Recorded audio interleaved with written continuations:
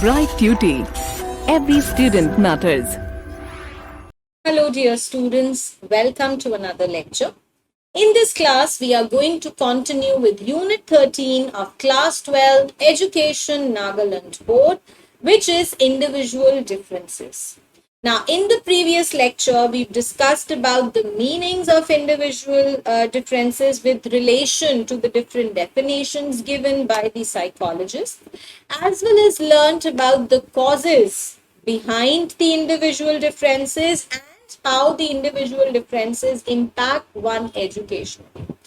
Now, in this class, I'm going to focus on the areas which are affected by individual differences. In what manner can the individual differences be seen among the people, among the children, among the different age groups? The first and the most obvious one is obviously the physical difference. People who are individually, who have some sort of a difference, their difference can first be seen through how they are looked by, how do they seem, how do they, appear to be. So every person's physical development is going to be different. The way a person's, develops his or her structure is going to be different. The functionality of a person is going to be different. So weight, height, size, structure, the body color, the color of the eyes, the color of the hair, everything, talks about the differences that exist in the people. So the first thing that will enable you to realize that people are different is by how they look. They cannot be identical twins all the time. Second is with respect to the mental differences that exist between people. Not only how do the people look, but how do the people think is also different. The ideologies, the perception, how do the people imagine a situation, finding a solution to a problem, the memory, the attention, everything is different in people. Difference in intelligence, obviously. Difference in intelligence level will be seen in the individuals across the different categories. There are people who are genius, there are people who are special, who are gifted, who have a bright future. There are students or people who are morons or imbeciles, as we've learned in intelligence, right? So on the basis of their intelligence quotient also, there is a difference that can be seen in the people. Then the difference can be seen on the basis of their interest. One person may be interested in sports, the other may be interested in politics, the third may be interested in art, the fourth may be interested in news. So, every individual has a difference in their interests. An adolescent is different from an adult. One society is different from the other society. One culture is different from the other culture. One gender is different from the other gender.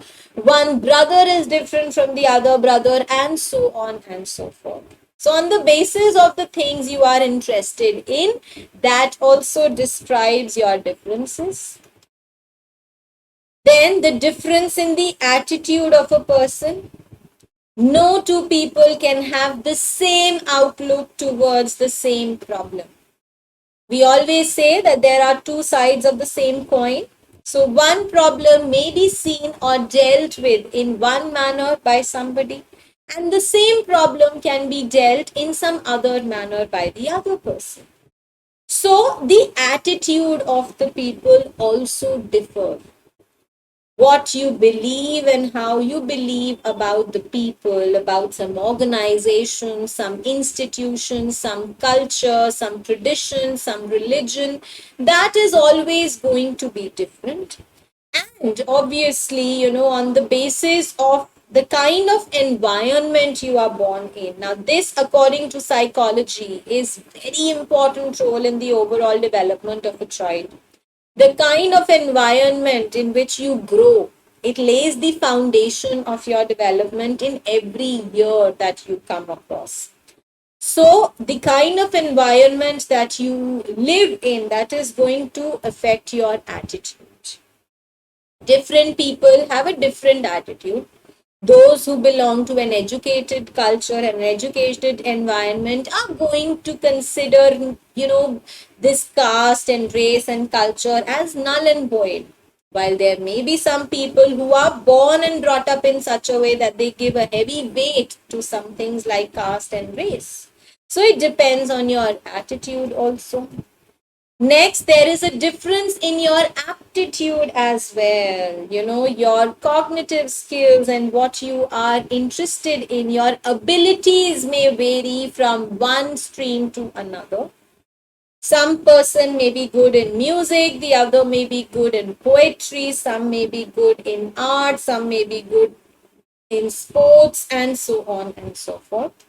Then we can also see the difference in the achievement of the people. Obviously, people would have achieved differently at different stages. Some people have achieved something in the field of music. Some people's achievements are related to writing. Some people's achievements are related to spirituality. Some people's achievements may be related to, some nature or environment related issues. So basically, everybody has a different way in which they achieve something in their lives. One may achieve more as compared to the other, and one may achieve less. So this again, leads to a difference between them. Changes in their personalities. One person may be short tempered, the other may be very, very cool and calm and composed. One may be polite, the other may be rude. One may be introvert, the other may be extrovert, and so on and so forth. So, your changes in the personality can also be seen. Not only in your personality, but emotional changes are also there. One person may be very strong and would know how to have a control over one's emotions, while the other person would not be able to do that and would get annoyed and irritated very quickly. Similarly, there would be people who, when faced with a problem, would deal with that and get out of that problem by handling it in a different manner. Some would just cry over it, some would sit and relax and maybe read a book. So everybody has a different way of dealing with emotions. Then we have social differences, social factors such as how well you are able to cooperate with others, whether you can or cannot sacrifice for somebody whom you love. You have leadership qualities, how you behave when you attend a wedding, when you attend some social function, how you behave when you are assigned with some responsibility, how you behave when you come across a problem. So these social differences can also be seen. And the racial and cultural differences, obviously. An Indian would be different from an American would be different from Chinese would be different from German, because it depends on the geophysical aspect and the geohydrological aspect of where you are born in. So the external feature, the culture, the caste, or the place that you are born in is also going to have a very huge difference between you.